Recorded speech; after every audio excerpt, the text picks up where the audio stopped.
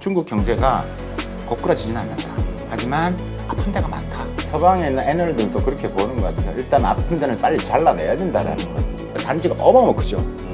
근데 캄캄합니다. 내년도 부동산은 계속해서 이제 우리가 이야기를 이슈인 것 같습니다.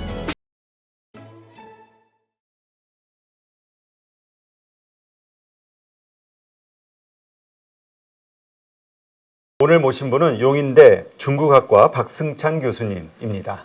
안녕하세요. 맞습니다. 네. 자, 오늘 교수님 모시고 중국 이야기를 좀 여쭤보려고 하는데 네. 지금 중국 분위기가 상당히 안 좋은 것 같아요. 네. 지금 무디스에서도 중국 국가 신용등급 안정적에서 부정적으로 전망을 좀 하향을 했고요. 어떻게 지금 중국 경제가 돌아가는 건지 설왕설래 말이 너무 많아가지고 좀 불안하긴 합니다. 이게 좀 정리를 할 필요가 있을 것 같아요. 일단은 우리가 피크 차이나 이런 얘기도 많았잖아요. 이게 또 작년 하두가 피크 차이나였는데, 그다음에 부동산 이슈가 계속 나오면서 중국 뭐 이게 부동산 무너지면 중국 경제 무너지고 그럼 시스템 리스크로 간다 이런 이야기가 정말 많았지 않습니까? 그렇죠.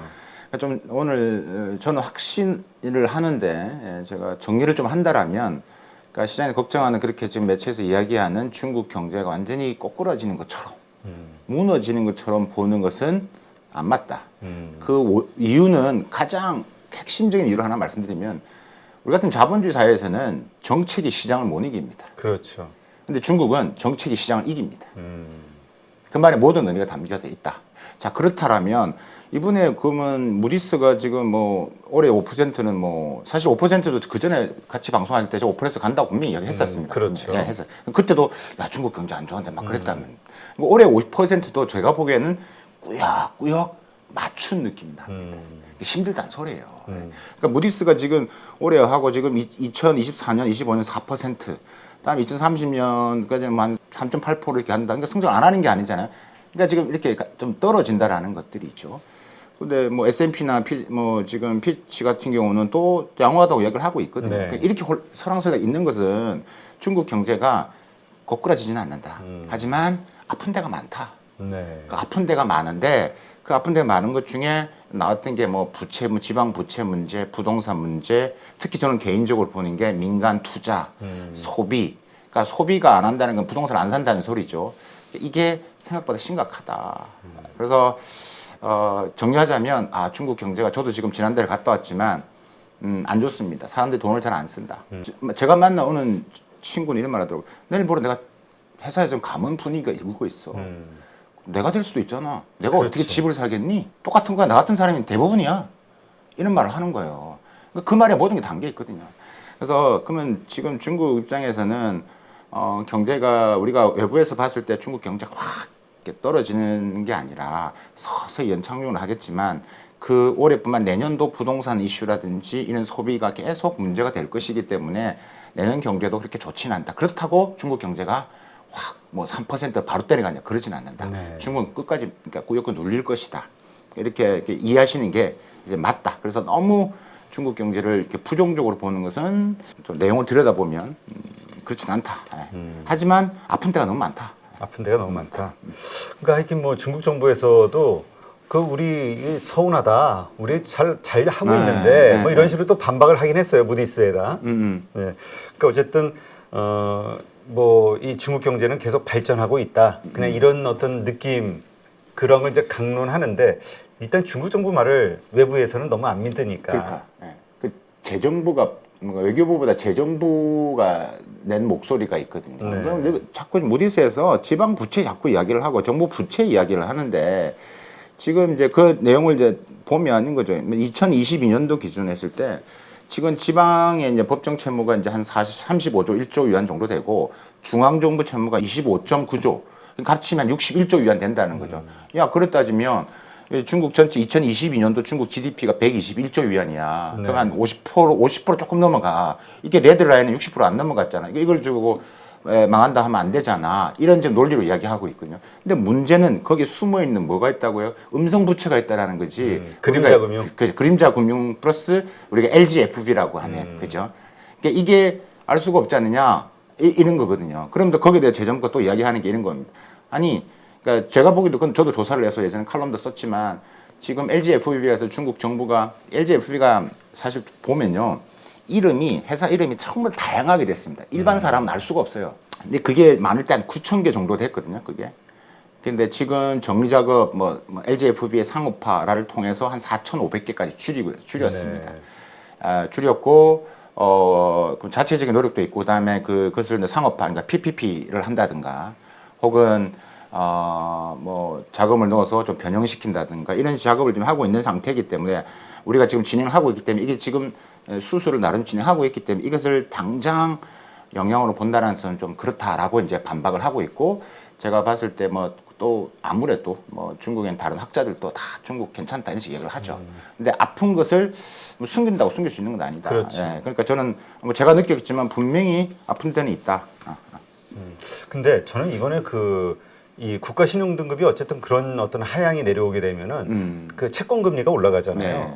우리가 이제까지 중국 경제에 대해서 가장 불안해했던 것 중에 하나가 그 기업 부채의 엄청난 그 규모, 그다음에 전부 단기 부채잖아요. 그러니까 이 기업들의 이 조달 금리 자체가 높아지면서 여기에서 일어날 수 있는 디폴트 현상 이것도 좀 문제가 되지 않을까 싶기도 그죠. 한데. 네. 그래서 근데 이게 다 공산당 밑에 관할 아래 있기 때문에 근데 사실 케이스 바이 케이스로 봐야 되겠는데 우리가 표면적으로 봤던 예를 들어서 비비안 사태도 마찬가지 디폴트 그것도 이제 그건 달러 채권이기 때문에 사실 그 내부적으로 보면 그 사실 공산당은 보라고 하면 우는 척을 한 거거든요. 이거 안 막아주면 위안화 채권 다 무너진다. 그러면 내 기업만의 문제가 아니라 대외적으로 중국에 대한 평가가 낮아질 거야. 그렇죠. 그럼 투자가 안 될 거야. 빨리 살려줘. 이런 지금 SOS를 치는 거거든요. 근데 보고 판단을 하겠죠. 나는 네 말 잘 들었잖아. 나는 착한 학생이었잖아. 이런 것들. 야, 헝다처럼 말을 안 듣는 애가 아니잖아. 그렇지. 그 뭐죠? 비구 위안이라든가 완다? 이런 것들은 그 2선, 3선 그 중국 정부가 원하는 대로 지방에다가 부동산을 졌다가 문제가 됐다고. 그게 근데 이런 사태를 부르는 가장 핵심 원인입니다. 8천 개 이상을 줬는데요. 비구 위안이. 그중에서 거의 79%가 3선 도시입니다. 그러니까 잘 팔리는 1선 도시 이런 데는 몇 개 안 돼요. 비중이 한 10%, 1선 도시는 9%고요. 그러니까 거의 정부에서 말하는 그걸 시킨 대로 한 거잖아요. 그렇죠. 네. 근데 그것 때문에 지금 안 팔려서 이런 문제 생기는 거죠. 근데 이제 지금 부동산 관련해서 이게 사실 트리거가 돼서 중국 금융이 위험해지고 관련해서 지방정부 부채가 확 급증한 것이다. 이렇게들 보기 때문에 얼마나 심각한 것이냐. 근데 우리가 잘 감이 와닿지가 않아서 어느 정도 심각한 겁니까? 부동산 위기가. 그게 이제 이게 참 부익부 빈익빈이 매우 심각합니다. 그러니까 이제 지방 정부 이제 중국 정부가 이야기하는 13개의 성이 있거든요. 그게 이제 뭐 귀주성 좀 큰 도시라고 해서 천진시도 마찬가지 들어가는데 이건 부채 비율이 매우 심각하죠. 그러니까 중국이 그 지금 중앙 정부가 보조를 한다 하더라도 코로나로 인해서 막대한 방역 비용을 쓰고 그다음에 부동산도 안 팔리고 해서 지금 거의 아사 상태에 가 있는 지방 정부를 이야기한다면 거의 뭐 정말 제가 볼 때는 거의 고사 위기에 있다. 지방 정부 같은 경우는. 근데 제가 이런 말을 하니까 그럼 중국 경제 진짜 아니라고 그랬어요. 컨트롤 가능하다고 제가 말씀을 드렸습니다. 지방 정부 재정에 심한 곳은 부동산을 팔아야 들어온 토지 보상금이 심한 곳은 70%입니다. 70%가 들어와야지만 운영을 하는데 돈이 안 팔리니까 당연히 기업을 돈을 못 받죠. 그러면 이 재정이 어디서 나옵니까? 중앙정부에서 지금 이번에 뭐 지난번에 1조 위안을 풀었지 않습니까? 5천 위안 4분기 풀고 5천억 위안을 내년 1분기를 푸는데 그런데 5천 위안이 푸는데 그러니까 써야 될 돈을 딱 지정해 뒀어요. 그러니까 지방 정부 입장에서는 이것도 매우 버거운 거지. 그러면서 경제 부양을 시키기 위해서 뭐 자꾸 쿠폰을 발행해라는 자꾸 요구를 하니까 지방 정부에서 울며 겨자 먹기를 하고 있는 것들이에요. 네. 그렇기 때문에 뭐 내년에 이런 이제 특히 이제 뭐 기업들이 심각한 곳에 있는 지방 정부의 부채는 더욱 도드라지게 일어날 것이고 그게 빌미가 돼서 서방에서는 계속 또 지방 부채 이슈가 또 나올 거고 아마 내년에 또 이슈로 또 방송 또 할 수도 있습니다. 그래요? 근데 이게 중앙정부를 흔들진 않는다. 그건 분명하다. 흔들진 않는다. 그렇게 말씀드릴 수 있을 것 같다. 그다음에 뭐 제가 가봐도 유령 아파트 뭐 1억 채가 넘는다고 그때 얼핏 들은 것 같은데. 그러니까 예를 들면 뭐 내몽구 같은 데 보면 한 100만 명이 살 수 있는 아파트 단지입니다. 그 사는 사람 2만 명. 아, 100만 명 중에. 네. 그게 내몽고에 가면 오르도스라는 동네가 있습니다. 원래 석유가 나는 엄청난 큰 도시입니다. 근데 거기 가보면 워낙 돈을 잘 벌 때 막 잘 될 때 집을 지어놨기 때문에 거의 한 100만 명 살 수 있는. 그러니까 단지가 어마어마 크죠. 근데 컴컴합니다. 컴컴합니다. 그러니까 그런 도시는 그런 거고, 베이징은 뭐 계속 팔리는 거고, 예를 들면 상하이는 팔리는 거고. 그러니까 그게 너무 심하기 때문에 이거를 지금 이제 어떻게 이것을 뭐 이 아파트를 그러면 사람이 인구가 없는데 이것을 뭐 젊은 사람한테 공공주택으로 옮기기도 애매모하고, 그러니까 그치. 지금 힘든 상황이 있는 것들이죠. 일단 수요가 인구가 그 정도 막 받쳐주면서 수요가 있는 곳에 지어야 그게 되는데. 삼선 도시 이런 데는 안 되는 거죠. 아, 그래서 어쨌든 그러한 그 중국의 부동산 기업들이 전부 지금 부도 위기. 그래서 그 그림자 금융의 대부 있다면서요? 그 중주그룹. 중주그룹. 중주그룹조차도 지금 뭐 가장 큰 기업이 흔들릴 정도다. 그래서 그림자 금융서부터가 지금 파산이 일어나는 거 아니냐. 이런 이야기들도 있거든요. 그림자 금융 이야기는 사실 옛날부터 나왔던 이야기거든요. 뭐 우리 중국 경제도 망한다는 이야기가 10년 전부터 나왔기 때문에 그랬는데 그 그림자 금융이 나왔는데 이번에 이 그림자 금융의 가장 중심에 있는 애가 바로 중주그룹이거든요.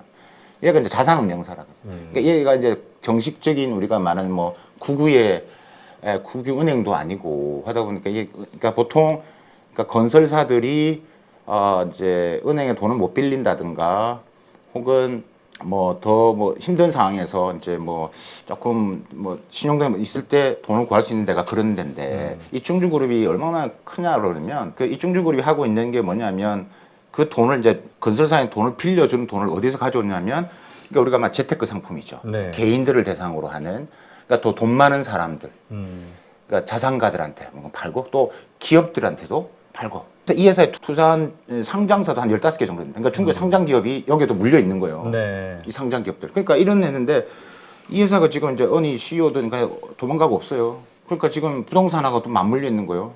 이 애가 돈을 지금 아까 말한 돈을 빌려줬는데 돈을 못 받으니까 이게 무너지면 그러면 다 이게 연결고리가 있는 거죠. 그래서 이게 그림자 금융의 중심에 있는 게 중주그룹이고 이 애 때문에 왜냐면 규모가 크니까. 근데 이게 커졌을 경우 지금 이제 도망가고 지금 막 법적 이야기를 하고 있는데 뭐 경찰서에 뭐 임원진이 그렇죠. 잡혀 있다 뭐 이런 뉴스도 이런 나오고. 뉴스도 나오고 있기 때문에 왜냐하기 때문에 근데 정부가 이거는 뭐 비비안처럼 이렇게 뭐 살려줄 것이냐 혹은 할 것이냐 뭐 이렇게 구조조정할 것이냐라는 부분에서 이거는 쉽지 않아 보입니다. 왜냐하면 대상이 일반 민간인도 아니고 자산가 위주로 했기 때문에 근데 이 여파가 이게 만약에 이제 상황이 커지면 또 이슈가 되겠죠. 이거로서 인해서 부동산 디벨로퍼들이 또 많이 무너질 겁니다. 무너질 것이고 최근에 이런 이슈도 나왔잖아요. 뭐 지금 명단 돌아다닌다 이런 화이트리스트. 네, 네. 그러니까 그래서 지금 그 화이트리스트에 올라가 있는 그 기업들은 살아날 수 있는 거 아니냐라는 기대감도 있지만 그만큼 다들 정부가 도와주지 않으면 쓰러질 만큼 어렵다라는 얘기도 되는 거니까. 화이트리스트 지금 발표 안 했거든요. 네. 근데 지금 돌고 있는 게 있어요. 아, 제가 그래요? 좀 이거 들고 왔는데 안 보여요. 안 보여요. 잘 모르실 겁니다. 네. 근데 이거는 그냥 돌고 몇 있는 개 거예요. 기업입니까? 50개입니다. 50개. 50개 기업. 50개 기업.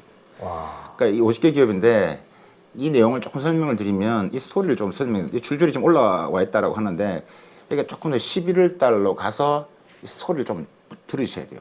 11월 7일로 갑니다. 어떤 일이 있었냐면 인민은행이랑 주택건설부랑 금융감독총국이랑 그다음에 그 증감회 하고 이 건설사들 다 불러 모았어요. 아 힘들지. 지금 상황이 어떠냐? 정부가 뭐 했으면 좋겠어. 거기에 온 애들이 주로 어떤 애들이냐면 민간에 있는 기업도 있지만 주로 국영 건설사들이 많습니다.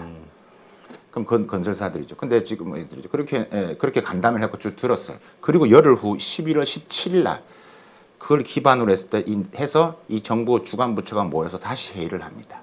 그리고 나서 어떤 이야기가 도냐면 이제 곧 나올 것 같다. 그래서 11월 21일 날 중국 매체에서 이제 인터뷰를 했는데 건설사들한테 자기가 리스트 안에 들어갈 것 같다. 이런 말이 들어가기 시작했다는 거죠. 그리고 나서 시장에서 이제 이런 리스트가 돌기 시작하는 거예요. 정부는 공적 발표 안 했습니다. 네. 여기에 비교에는 안 들어가 있습니다. 아 그래요? 네, 비교는 안 들어가 있습니다. 그러니까 전반적인 어쨌든 모르는데 제가 볼 때 그럼 50개 리스트가 근데 일단 신문 매체에서 기업들 인터뷰를 해서 그렇게 자기는 들어갔고 이런 연락을 받았다 이렇게 이야기를 하니까 진짜 나올 것 같다라는 이야기잖아요. 그러면 나온다라고 했을 때 어떤 기업이 들어가느냐라고 했을 때 정부의 예산이라는 게 한정되어 있었거든요. 그렇죠. 민간을 다 주진 않아요. 그러면 방향은 결국 뭐 국유 건설사로 간다.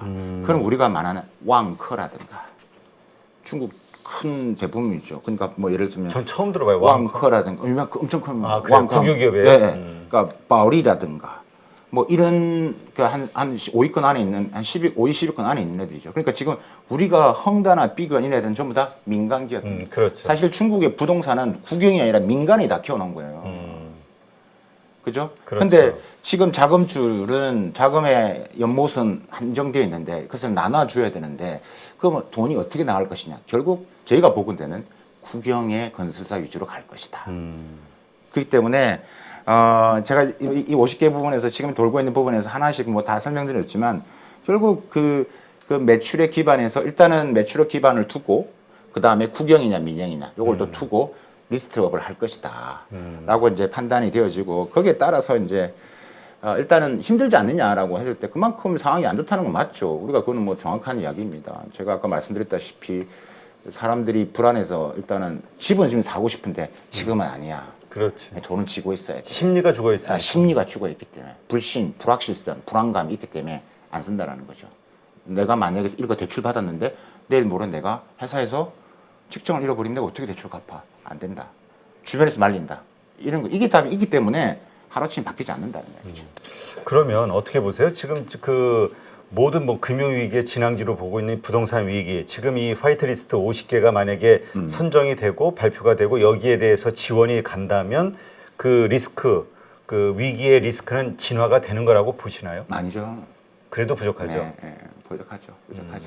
이게 지금 사실 가장 근본적인 게 이게 아까 하시면 진앙은 그때뿐이지 팔려야 될 거 아니에요. 그렇지. 결국은 재고가 떨이가 돼야 되는데. 그치, 수요와 공급이 돼야 되는데 지금 이제 공급만 프로젝트한테 수요가 안 되면 부동산에는 그렇잖아요.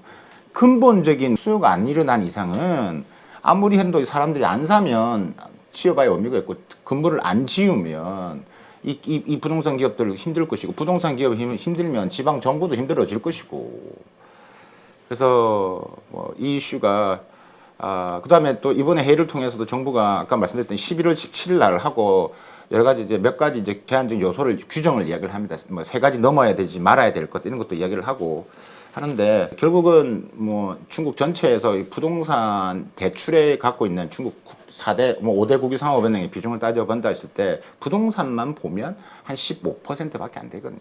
그것 때문에 이것 때문에 중국 은행권을 흔들지는 않는다. 근데 이거는 계속 뒷자리를 그냥 아프게 그냥 계속 아프게 매를 것이고 계속 이걸 두드릴 것이다. 두드릴 것이기 때문에 이렇게 보시면 될 것 같아요. 저는 또 개인적으로 하나만 더 말씀드리면 서방에서 나오는 이런 코멘트 같은 경우도 결국은 자기들의 방향성이거든요. 제가 예를 들어 비교형 같은 경우도 상장사가 JP모건인데 JP모건 돈 많이 벌었다고 말씀드렸던 것 같아요. 내려갔을 때 어나운스먼트를 좀 부정적으로 하고 그러니까 이해관계가 걸려 있다. 그 전망에는 자기네들이 일단 포지션을 잡고 그 다음에 그와 관련된 전망을 내놓는다. 배제할 수 없다라는 거를 꼭 기억을 하시길 바라고요. 그래서 순수하게 투자자분들 혹은 이런 분 말씀드릴 부분들은 제가 모두의 설명드린 그 말을 꼭 기억하시면 됩니다. 정책이 시장 이깁니다. 압도합니다.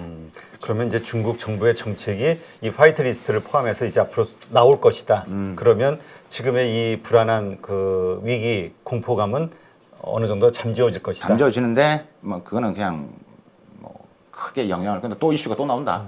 그러니까 우리가 사실 이번에 초반에는 어떻게 이해를 했냐면은 이거는 시진핑 그 주석의 그 뭐라 그럽니까? 의지다. 뭐냐면 그동안 누적이 되었던 부동산 거품을 제거하는 과정. 그래서 아프지만 이거는 겪어야 되는 과정. 이렇게 이해를 했는데 그래도 이게 너무 아픈가 계속해서 정부 정책이 이번에 선전, 그러니까 심천에서도 좀 파격적인 규제가 나왔잖아요. 그러니까. 이런 것들이 후퇴하는 거 아니냐. 그러면 중장기적으로는 또 이게 퇴출될 건 퇴출되면서 시장이 정리가 돼야 되는데 또 늦춰지는 거 아니냐. 그게 핵심입니다. 그러니까 서방에 있는 애널들도 그렇게 보는 것 같아요. 일단 아픈 데는 빨리 잘라내야 된다라는 것들이. 근데 그 잘라내는 건 중국이 안 하고 있는 것 같은데 한다라는 이야기입니다. 한데 우리가 보기에는 일단 안고 가려고 한다. 50개 기업을 하고 이렇게 하는 뭐 살리고자 한다라는 거 아니냐라는 건데 일단 원칙적으로 국영을 일단 살리려는 의욕은 있다. 그다음에 민간 영역에서 영향을 파급력이 큰 기업들은 어떤 행태로든가 이제 뭐 일단 지방 정부와 연결돼 있으면 지방 정부가 지원을 하든가 혹은 여러 가지 이제 좀 괜찮은 기업들이 지분을 넣어서 그 기업을 살리든가 이런 형태로 이제 하는데 민간 부분에서는 뭐 지금도 계속 디벨로퍼들 뭐 계속 문 닫고 있고요. 그래서 정리작업을 안 하는 건 아니다. 하지만 우리가 봤을 때는 그게 좀 더 큰 차원에서 되지 않으면 그래서 새로운 게 또 들어오니까 그런 것들은 분명히 존재한다. 그래서 내년도 부동산은 계속해서 이제 우리가 이야기할 이슈인 것 같습니다. 그러니까 이번에 어떤 정책이 나와서 급한 불은 끈다 하더라도 그래서 그걸로 좀 뭔가 경제 상황이 조금 좋아진다 하더라도 얼마 안 가서 또 같은 이슈가 나올 수밖에 없는 그렇다. 네, 이런 그렇습니다. 상황이다. 그렇죠. 그럴 수밖에 없다. 이게 왜냐하면 이제 수요가 일단은 계속 안 받치기 때문에 그건 똑같다. 근데 진짜 그런 것 같아요. 경제는 심리라고 나쁘다 그러면 진짜 더 진짜로 나빠지고 좋다 하면 또 진짜로 좋아진다고 하는데 계속 저런 얘기가 나오면 그 심리가 이미 중국인들한테 대부분 인들이 이미 있다니까요. 그 안 현장에서 정말 있다니까요. 그래서 집을 안 사면 계속 악순환이 될 수밖에 없다. 그러면 3, 4선에 있는 디벨로퍼들은 다 죽습니다. 다 죽는다. 근데 그게 어느 정도 감내할 수 있는 부분은 다 죽이고 이 큰 놈이 죽었을 때 연결되는 도미노 있는 가구 업체들, 그죠? 뭐 시멘트 업체들, 이 연관 산업이 얼마나 많아요. 그렇죠. 건설도 전후방 산업들이. 그럼 이게 결국 일자리와 연결되거든. 그러니까 중국 정부는 어떻게든 살릴 수밖에 네. 없네요. 일자리와 연결되거든. 제가 말씀드린 일자리는 뭐다? 공산당 시진핑의 리더십의 바로미터다. 1% 성장할 때마다 한 250만에서 한 280만 명의 일자리가 나옵니다. 네. 왜 중국이 5%를 그렇게 목매겠습니까? 1,100만 명의 졸업생이 나옵니다. 1년에. 1년에. 그럼 5%가 돼야 커버가 되거든. 근데 중국 정부에서 있는 거죠. 지금의 대학생들은 아무리 막는다고 하더라도 그 친구들은 VPN을 통해서 유튜브 우리가 하는 건 다 압니다. 그치. 요즘에 똑똑하죠. 아무리 똑똑합니다. 압니다. 근데 그 애들이 배고파 봐요. 두려운 거거든. 봉쇄도 마찬가지잖아요. 그때 봉쇄 막 그렇죠. 일어났었잖아요. 상하이에서. 그렇죠. 바로 풀잖아. 백지 항이 백지니까. 예, 뭐. 바로 일어났죠. 바로 풀잖아요. 그러니까 일단은 일자리를 만들어야 돼. 그래서 그걸 보고 죽일 놈, 살릴 놈을 판단하는 거죠. 그러니 만들어도 부족한 판에 이것 때문에 1%가 줄어든다고 하면은 그만큼 또 1,100만의 그 일자리가 또 사라진다는 얘기니까. 그렇죠. 1%가 줄어들면 280만 명, 아, 280만 280만 명 개. 자리가죠. 1% 성장했다. 아, 알겠습니다. 하여튼 중국이 처한 중국 정부의 아주 난감한 상황 이해를 할 수가 있겠네요. 네. 안녕하세요. 8.15 모니터 가족 여러분, 임수열입니다. 이번에 하나증권과 8.15 모니터기 함께 특별한 이벤트를 진행하는데요. 8.15 모니터 가족분들이 하나증권 신규 계좌를 개설하시면 특별한 혜택을 받으실 수 있습니다. 첫 번째 혜택은요, 국내 주식을 살 수 있는 3만 원을 드립니다. 두 번째 혜택은 하나증권과 함께하는 8.15 머니쇼 초청 받으실 수 있는 초청권입니다. 8.15 머니쇼는 특별한 강사진들에 의해 진행되는 프리미엄 세미나로 매회 500분을 초대해서 진행할 예정입니다. 그 외에도 소수점 주식 혜택을 드릴 거고요. 하나증권 계좌를 처음 만드는 분이라면 누구나 신청 가능하십니다. 이제 혜택 받는 방법 알려드리죠. 영상 하단부 더보기란에 기재된 링크를 통해 신청하시면 됩니다. 반드시 더보기란 링크를 통해서 계좌를 개설해야 이 혜택을 받을 수 있으니 유의해 주시기 바랍니다. 하나증권과 8.15 모니터기 함께 주식으로 하나 되다. 8.15 모니터 가족 여러분의 많은 참여 부탁드립니다.